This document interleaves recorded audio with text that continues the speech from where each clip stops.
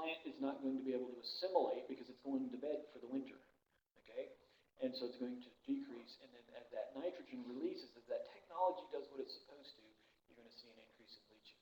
So I can predict, and I've got a broken crystal ball that's all fuzzy on the inside, but Dax will probably go with something on the front end of the season, but not the back end of the season. That's just Unruh's prediction. All right, last few slides, and then you guys can maybe go home. Always leave a ring of responsibility near water bodies or impervious surfaces. And when we talk about that, the deflector shields that are there, if you're running a fertilizer spreader that doesn't have a deflector shield, shame on you. We'll just move on with that point. Holy cow, what was that nonsense? Wow. That's not scary. Ring of responsibility, what that tells us is we get up next to that water body. We need to be very cautious that we're not fertilizing the water body. Now, one of the big deals that we're wrestling through on all of this is the fact that you know as well as I do, because that's a plant that has to have nutrition, right? You have to feed it. If you don't feed it, what's going to happen? It's going to ultimately die, but in that process, it's going to thin out. It's going to deteriorate. And so if you look at the slope that's there, we can see the water runs down the slope, right?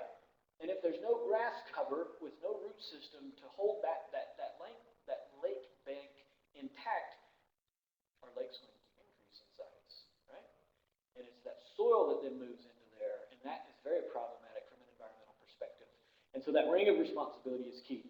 The question is, and it keeps coming back, is how large should that ring of responsibility be? Some people say on the kind of the environmental side, saying it should be 25 feet, 50 feet. I'm like, that's some people's whole backyard. I mean, if you want to get to it. And then some people are saying we don't need a ring of responsibility, which is irresponsible. But what is that number?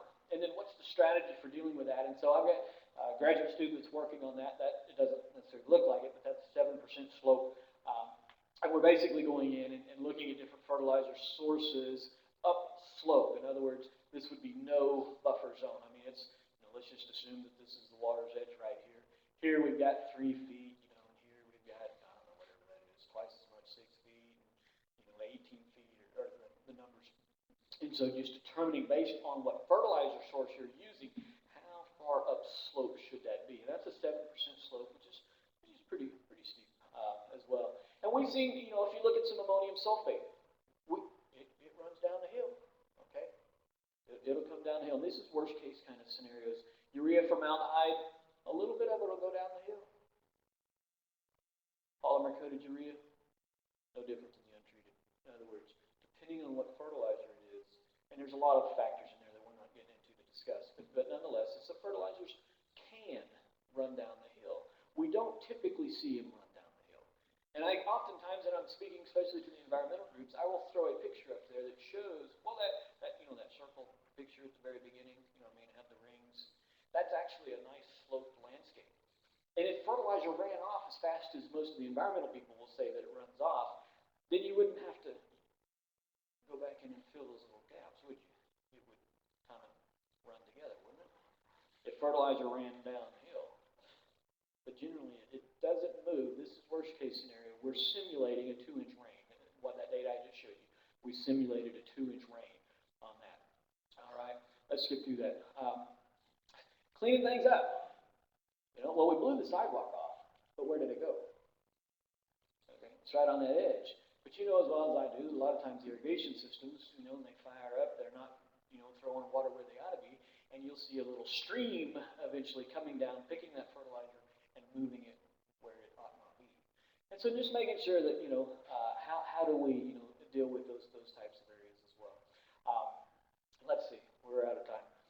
Some mowing BMPs. This is kind of some interesting data. Since he bought the leaf blower, I hardly ever see him. But this is a little overkill.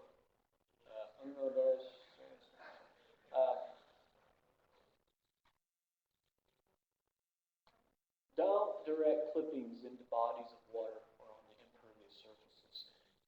Remove any clippings that are blown. Most of us, we got the message a long time ago that we return the clippings to the landscape. We don't bag them anymore. Sometimes in the high-end landscapes we have to for various reasons. But let me show you some information. Let me show you some data. So well, that's like magic. So here we go. How many of you have ever seen a scenario like this? I mean, I know your company didn't do it, okay?